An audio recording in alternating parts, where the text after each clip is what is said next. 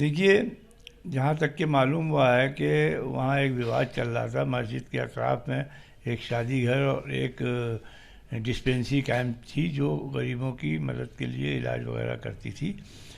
لیکن ایسا بھی ممکن ہے کہ کچھ لوگ اس کی آڑ میں جو ہے قبضہ کر کے ناجائز کمائی کر رہے ہوں. کیونکہ یہ معاملہ کورٹ میں بھی تھا اور ہائی کورٹ سے وہ لوگ کیس کو ہار گئے، تو یا ہائی کورٹ میں اپنا پکش نہیں رکھ سکے، جس کے سبب ہائی کورٹ نے آدیش کیا کہ اس جگہ کو ڈیمولش کیا جائے. سوال صرف اتنا سا ہے کہ اگر کورٹ کا آدیش ہے اور آپ ایک لیگل پروسیس کو اڈاپٹ کرنے کے بعد آپ کر رہے ہیں، جیسا کہ وہاں کے ڈی سی پی کا جو بیان آیا، انہوں نے کہا کہ میں نے چھیتری لوگوں سے بات بھی کی تھی اور 95% لوگوں نے سمرتھن کیا. 5% کچھ لوگ ایسے اراجک تتو تھے جنہوں نے رات میں پولیس پر پتھر بازی کی. سوال یہ رات میں آنے کی کیا ضرورت ہے؟ اگر یہ لیگلی آپ ایک کام کر رہے تھے تو اس کام کو آپ دن کی روشنی میں بھی کر سکتے تھے. جب 95% لوگوں کا سمرتھن آپ کو حاصل تھا تو پھر دن میں تو وہ 5% لوگ ڈر کے مارے سامنے نہیں آتے. اب رات میں اگر کچھ اراجک تتووں نے پتھر بازی کر دی ہے، نتیجے کے طور پر اس پہ لاٹھی اور آنسو گیس کا استعمال کرنا پڑا اور بے وجہ کی پورے ملک کے اندر ایک افواہ گرم ہوئی کہ صاحب وہ مسجد ڈیمالش کر دی گئی. مسجد کی کوئی بھی پراپرٹی کو نقصان نہیں پہنچا ہے. یہ تو اویدھ جو نرماڑ ہے، اویدھ قبضے کر کے جو لوگ وہاں کمائی کر رہے تھے، شادی گھر بنائے ہوئے تھے یا ڈسپینسری چلا رہے تھے، تو یہ تو ان کے خلاف ایکشن تھا. اب رہ گیا یہ کہ سرکار کو اس قسم کی کارروائی کرنے سے پورو میں یہ سوچنا چاہیے کہ رات کے 1 بجے کسی بھی جگہ جاؤ گے تو افواہ پھیلنے میں آسانی ہوتی ہے. تو اب سرکار کی اگر یہ منشا ہے کہ افواہ پھیلے اور ہم لاٹھی گولی چلائیں تو بات الگ ہے. ویسے سرکار کو دن کے اجالے میں یہ کام کرنا چاہیے. دیش میں ایم سی ڈی ہو یا اربن منسٹری ہو یا پی ڈبلیو ڈی ہو، جو بھی ہمارے گورنمنٹ کے اتھارٹیز ہیں، ان کو انکروچمنٹ کو دور کرنے کی کوشش تو کرنا چاہیے، لیکن انکروچمنٹ کے دور کرنے کے سلسلے میں جو دوسری پارٹی ہے، اس پارٹی کے پاس بھی کچھ پیپرز ہیں. اب وہ پیپرز کو آپ مانے نہ مانے، لیکن کورٹ تو فائنل اتھارٹی ہے.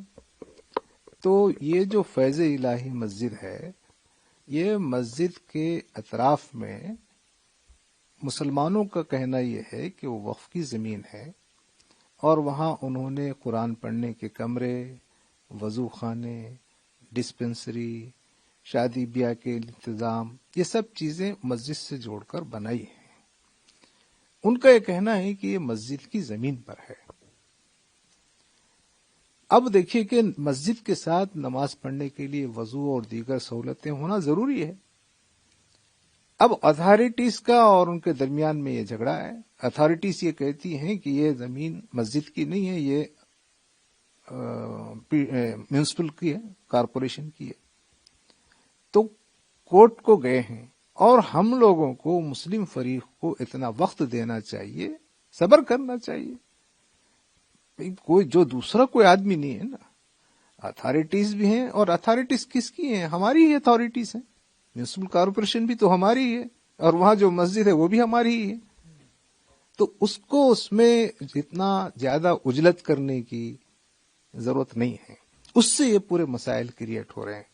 پورا رومرس یہ ہے کہ مسجد کو شہید کر دیا گیا ہے یا شہید کیا جا رہا ہے. تو یہ مسجد کا احاطہ بھی مسجد ہی ہے. تو یہ ایک بہت اتھارٹیز کی طرف سے صبر کرنا چاہیے اور مسلم فریق کو عدالت جانے اور عدالت سے پوری بات سن کے وہاں سے جو بھی آرڈرز آتے اس کا انتظار کرنا چاہیے. اس کے بغیر یہ کارروائی کی گئی ہے. اس لیے اس کارروائی سے یعنی پورا ایک قسم کا ہراسمنٹ، اور اس لیے آپ نے دیکھا کہ پولیس کو کتنے لوگ لگانے پڑے، کتنے بلڈوزر اور کتنا جو ہے کرفیو کے جیسا لگا دیا گیا. کچھ لڑکوں کو جب لوگ جمع ہو جاتے ہیں تو ہجوم کی ایک سائیکالوجی ہوتی ہے کہ وہ آپس میں ٹکراتے ہیں، تو ان کی گرفتاریاں ہو گئی ہیں. تو یہ پورا معاملہ اس معاملے کو صحیح طور پر نہیں نمٹنے کی وجہ سے ہوا ہے اور کورٹ کے فائنل ججمنٹ تک انتظار کیے بغیر اتھارٹیز نے اقدام کیا. یہ ایک بہت غلط بات ہے. मुल्क में जो हालात है वो इन सब के बीच इस प्रकार की जो घटना घटती है उससे तल्खियां जो है वो और बढ़ेंगी आपको?